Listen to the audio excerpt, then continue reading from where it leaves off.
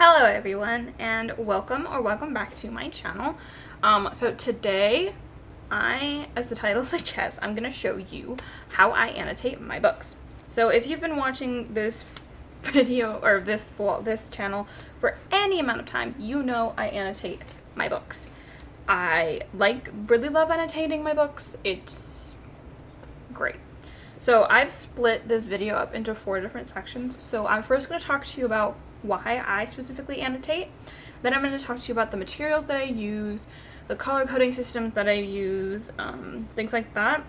And then the last thing I'm going to talk to you about are kind of examples or showing you how I use things, just to clarify any things that I missed or something. So the first thing is, why do I annotate my books? So when I was in school, and I do it now, but in a better system. So when I was in school, they always told us that we needed to annotate our books. But the way that they told us to annotate our books, to me, was super boring. So it was like to say this is a foreshadowing, to say this is a metaphor, to say that this is a simile, things like that, which, while I do still annotate foreshadowing, I don't annotate, oh, this was a simile, and this is important because this symbolizes this, and this is why it's... No. That's not what I do. That's boring to me. That takes away from my enjoyment of reading a book. I'm not doing that.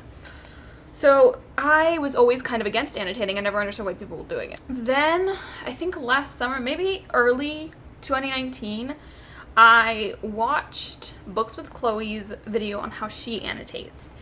And I kind of just fell in love. I loved the idea that as I'm reading, I can write down my thoughts and tab it so that when I need to go back to the book, I can super easily do that. Now, I was one of those people who I didn't really like writing in my books to begin with. I thought that it was ruining it and things like that. So when I was in school, I would always use Post-it notes. I very quickly grew out of that and am now actually writing on the book. So yeah, I love the idea that, because I always did it in my head, and I would always, a lot of times, forget what I thought about it in that moment until I read it.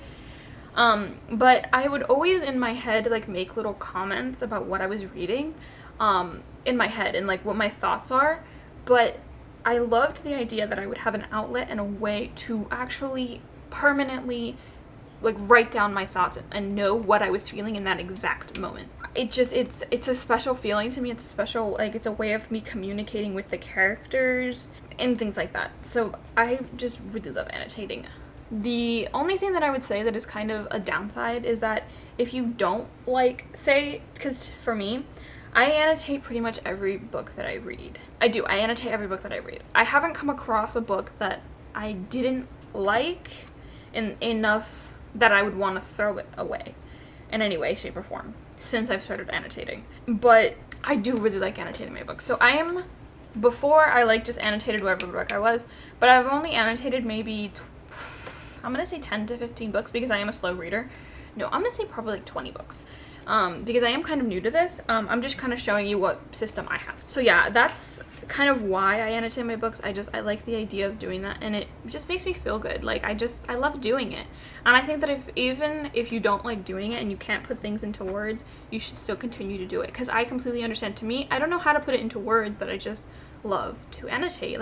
I've tried to tell my mom why I do it, how I do it, and things. And I do it to the best of my abilities, but I don't think I am capable of telling her why in ways that effectively communicate how I love it, why I love it, and all of that, and why I do it. So yeah, that's all I'm going to say on why I annotate. Just know I love doing it. I think it's a really good way to communicate with characters, and a great way of writing down my thoughts. That being said, so my favorite way of annotating is annotating on the first read.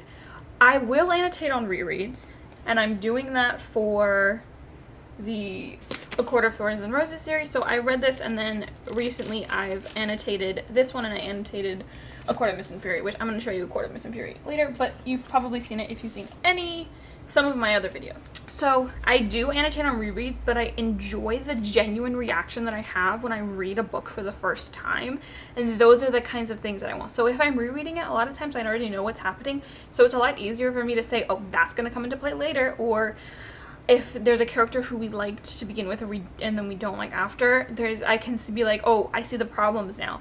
But they're not my genuine reactions of what the person was.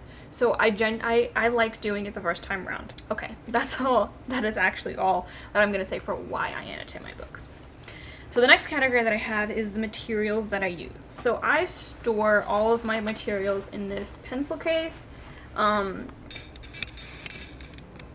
This pencil case, it says Autravars, which is to travel, and then on this side it says Kel wore a very peculiar coat. I got this in an owl crate.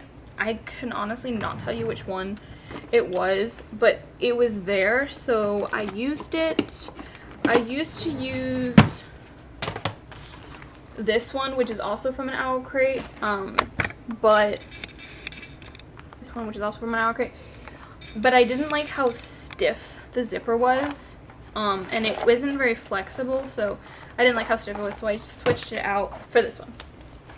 So in here, I have pretty much what everybody uses to annotate. I have sticky notes, which I will get to. I have two different kinds of sticky notes. So I have a small sticky note of pretty much any color, and then a big one of any color. These just right now are the colors that I have. I have those. Then I have tabs, and I'm gonna pull out a fresh pack so I can show you what they look like fresh. These are my tabs, which are the things on the side. I have my tabs, and then one of the most important things in order to annotate are my markers and my pens. Woo! I'm going in my little pocket there. So I'm gonna go through and show you. I'm gonna start with the tabs because it's probably the easiest and the longest. It's the easiest to explain, but it's also probably gonna be the longest to explain. So I get these off of Amazon. It's, I think, $8 for a pack of 10. The pack will come like this. It looks like this. And it brings 5 of these, which are like the square rectangle one, 5 packets. And 5 packs of these, which are the triangle ended ones. Now, when I first started annotating, I only used these, and I preferred these because I could point to where I was trying to indicate. If it was that I had highlighted an entire passage, but I had underlined it because I needed context clues, but there was only one thing that I needed to like really pinpoint.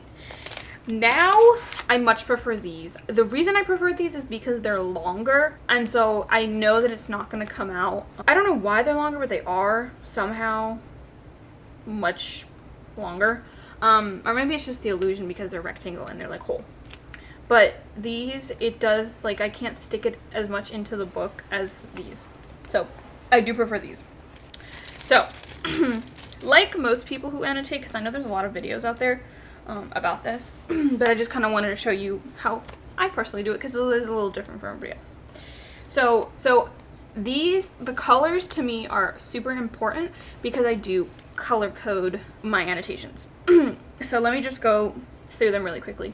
So the pink is things that I love, quotes, scenes, characters, things like that. Anything that I love, I will put in pink. And sometimes if like I like a line that someone says, I'm just like, yes, that's pink. Orange is anything that I find funny. So a scene, a line, a comment, a quote, anything like that is in orange. Yellow is for plot / world building / things that are important. So that I think are important. So like if there's anything that they say about the world that we're in, I will put it in yellow. Things that I think are important are going to come into play later, I'll put in yellow. And then things that are, I don't really do the plot parts because I'm kind of bad at figuring out what is an important plot thing and what is just kind of there as essentially filler, but most of the time it's fine. I don't use yellow very often. I've gotten more used to using yellow more often, but it's not a color that I use, but I'll get to that in a second. So the green color is things that make me angry. So if there's a line that makes me angry, a character's making me angry, thing is making me angry, that can be, it can either be for something specifically in the book that's making me angry or something involving the book. So maybe something that a character says that kind of reflects what the author thinks, that makes me angry. If writing style makes me angry, if things like that, anything that makes me angry is green. Blue is things that make me sad. So if the character in the story is physically sad, or if something that they said makes me sad, I will put it in blue. Now this dark purple is for things that are shocking. So dark purple is for things that shock me. Anything that shocks me. Could be something a character says and I'm like, what did you just say? Why did you just say that? It could be a big reveal, plot twist. Anything that shocks me is in dark purple. And then light purple is for anything that's foreshadowing. So anything that I think is going to come into play later, and I have an idea as to how it's going to come into play, is light purple. That to me differs from the yellow, because the yellow is just something that I'm like, okay, this could be important, but this is something that I'm like, that's going to come into play, or like I'm making a connection to something later in the series of the book. So that is my color coding system. Like I said, yellow, dark purple, and light purple are the ones that I use the least. The ones that I use the most are yellow and orange. I mean, not yellow and orange, pink and orange. Just because a lot of times I do have a lot of things that are funny to me, or pink. Also, for the funny one, it could be that something in the line is funny, or it's because I make it funny, in the sense that I can connect to something and I'm like, that relates to something in my life and I just think it's funny. That is my color coding system. Now, my markers match exactly my color coding system. They're not going to match exactly because my markers are running out of ink. Or like, not ink. They're running out. So the markers slightly differ in color just because I have 2 extra writing utensils that I use for different things, which I'll get to in a second. So the orange used to be the like really bright orange. Now it's like a mustard, not a mustard, like a burnt orange. This is green now. Green used to be like a lime green, but I'm running out of that, so I turned over to this turquoisey blue green. Yellow stays yellow. Yellow is running out. I'm gonna need to switch over to a different kind of yellow, but yellow is yellow. This is blue. It used to be darker, but I ran out of the darker one, so now I'm using the lighter one. And then this is pink. Pink used to be like a bright pink, but now it's like a hot mauve-y kind of pink. And then the other 2 that differ from these, which these are the Staedtler Tri Plus fine liners. I'm not sure if that's focused, but I'll put it in the description below because I get them off of Amazon. So yeah, it's the Staedtler Tri Plus fine liner dry safe. These are great. They don't bleed through the pages very much, unless you have like super thin pages, and then it'll bleed a little bit, but it doesn't really bleed. So the only other 2 that are different are these, and this is because the pack that I have for the Staedtler is this one. It was the 20 color brilliant colors, and it only has 1 like a purple and 1 like a light purple, and those ran out, so I need new ones. So these are ZSCM dual brush pens, so it's like let's see if okay, so it just took a picture accidentally. But it's this brush tip, and then there's like this fine tip on the other end, which I use the fine tip just because I need like precise lines. Also, I will use the edge of this plastic here to make sure my lines are straight. That's another thing that I have like OCD. I cannot draw a straight line for the life of me, so I need to use these, and I still sometimes it'll like move, and it irritates me so much when it moves. So I use that to underline while I'm annotating. Those are the markers, and they 100% match these.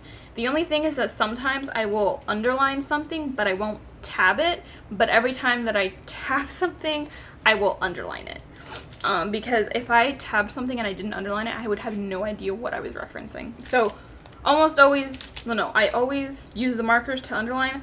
I don't always use the tabs. So the other 2 writing utensils that I use are this gray Staedtler, and it used to be the black, but the black I use for my bullet journal as well, and that ran out super quickly. So now I use the gray. It's the same Staedtler fine Tri Plus fine liner. And this I just use for comments on things that don't really fit into the color coding system, but that it doesn't fit exactly into my color coding system, but it's something that I want to like write a note on. So I'll just use this gray, like dark gray, to write. And then the last thing, which goes along, this goes along with my sticky notes. So I'll explain my sticky notes now. So I have two different kinds of sticky notes. I'm gonna go start with the one that goes with this. What I used to do when I was annotating, so this I got off of, so every 50 pages, and when I say every 50 pages, I more mean every end of a chapter that's closest to the 50-page mark, because I know there's people who actually do it 50 pages, but it irritates me when there's like a sticky note blocking text. So I'm gonna put this, but I'm gonna like put my hand over it. So I put at the beginning like of chapters, or like the end of them, I put this sticky note here, and this is what I used to do, and I would do it every 50 pages, and then once I got to the sticky note, I would basically sum up the events that happened in those 50 pages. I liked it to begin with. I think this was the first book that I did it in. If not, it was Carval. It was one of the two. But I enjoyed it to begin with, and then it just became super tedious and I didn't like doing it. So I would just write down the events, but it became, when I read a 600-page book, I had to do it like 12 times. And it irritated me because sometimes in those 50 pages, nothing really happened plot-wise. It was very much, especially in huge fantasy books, it's a lot of the times it's getting to know the characters, getting to know the world, and not much happens. So that was really irritating me. So now what I do with my big sticky notes is with my pen. It doesn't have to be the specific pen, it can be any black pen, whatever. It's a pen though, because I need to make the distinction between the two. The other sticky notes is I will write down things about the story. So for example, my latest annotated book is Olivia Twist. In Olivia Twist, what I did, and it was the first book that I did it, is I would just write like little random thoughts, not that were necessarily pertaining to the story, but what my actual thoughts in terms of reviewing a story were. So in this, my biggest issue with the writing style and like the print of this book was that there were flashbacks in the book, but there was no way of differentiating between what a flashback was and what a present conversation was. So like there's no a flourish. There was no like little flourish to like separate that, and there was no like having the words in italics. There was just nothing like that, and it super irritated me. So things like that, writing style, my thoughts on the book, just general things go on these big sticky notes. Whoa. And I'll write them with a pen. Now these tiny sticky notes are also something that are new that I've implemented. So when I was reading Olivia Twist, so what I did for the books that I'm not entirely sure that I do want to annotate, I use these little sticky notes. So when I'm reading the book, I will write in the color, say I want to tab something that I like, love, whatever. I will write down what it is that I love about whatever it is I'm doing in the color that I need to remember to annotate, and then I will stick it in exactly where I would do my normal annotations. So I did that with Olivia Twist. I did end up really liking Olivia Twist, so I did end up tabbing it.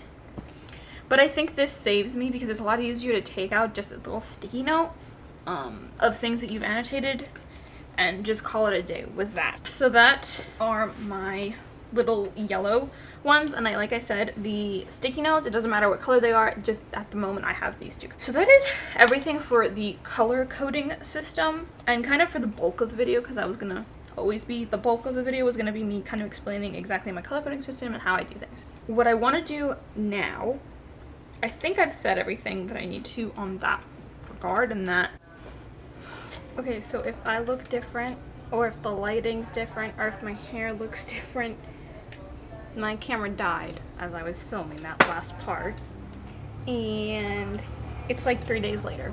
So I got dressed in the same outfit, so at least there's some sort of continuity, and like did the same thing to my hair. But just so you know, it is 3 days later. But oh, if you hear noises, Jack's playing video games again. So yeah, I just kind of wanted to show you more to clarify kind of what I look for in order to tab my most annotated book is A Court of Mist and Fury, which is no surprise. I've showed this book a few times in the video on my channel, but I'm just gonna show you. I hope this is focused, but there's over 500 tabs in here, and it's saying something because it's only a 624 page book. So there's almost a tab for every page, which, like I said, I went a little crazy on this one because I love this book so much. But there's that one.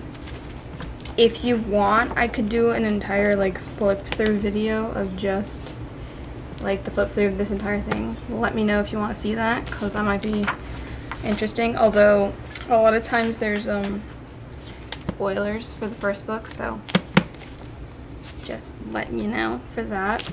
But I'm going to show you examples of different ones because it's the second book in the series and I didn't want to spoil anything. So let's start from the top. I'm going to show you quotes because that's, I feel like, is the least spoilery filled things.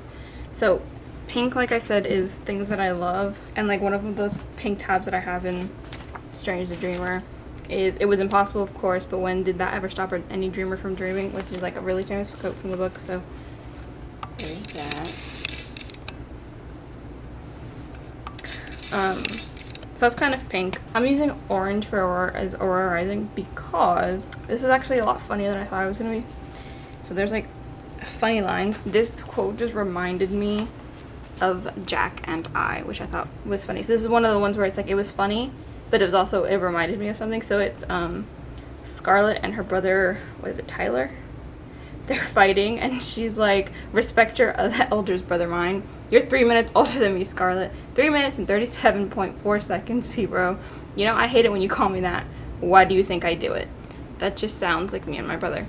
It does sound like us. Right? So that I thought was funny. That's kind of all I wanted to say about how I annotate. Let's just do a summary. Biggest takeaways is I annotate based on emotion, first off. I like doing it. If you don't like doing it, that's okay. If you don't like writing in your pages, that's okay. There are always ways to ease in. If you want to do it, you can write on sticky notes like I do. If I don't want to actually annotate a book. So there's that. Then the other things is that I color code everything. That's pretty much it. I mean, those are the biggest takeaways, is that color coding, to me, color coding is key, because if you just underline everything in one color, and either you have like an amazing memory and you don't need to do that, which is great for you, good on you, or like there's only one thing you're looking for. Color coding is amazing just because you know exactly what you're looking at when you see it. It's not like you have to hunt, like read it, remember what it was I thinking when I underlined that or whatever. So yeah. That is how I annotate. That is why I annotate. It's my system, my utensils. I hope you enjoyed this video and got something out of it, even if it's probably something you've already heard, because a lot of the things that I've learned were learned from other booktubers who said how they annotated. But I did just want to throw out there just in case maybe nobody had heard of the way that I do it. Probably have, but you never know. So yeah, I'd love to talk to you in the comments below. Biggest thing to comment is if you do want to flip through of Akamath with all my annotations and like my little notes, because some of them have notes, some of them do not. But yeah, that, and then like this video if you liked it, and if you are here and you have not subscribed, please do so. It'd be much appreciated. I hope you are having a great time wherever you are, or whatever time you are, and I will see you in my next one, hopefully.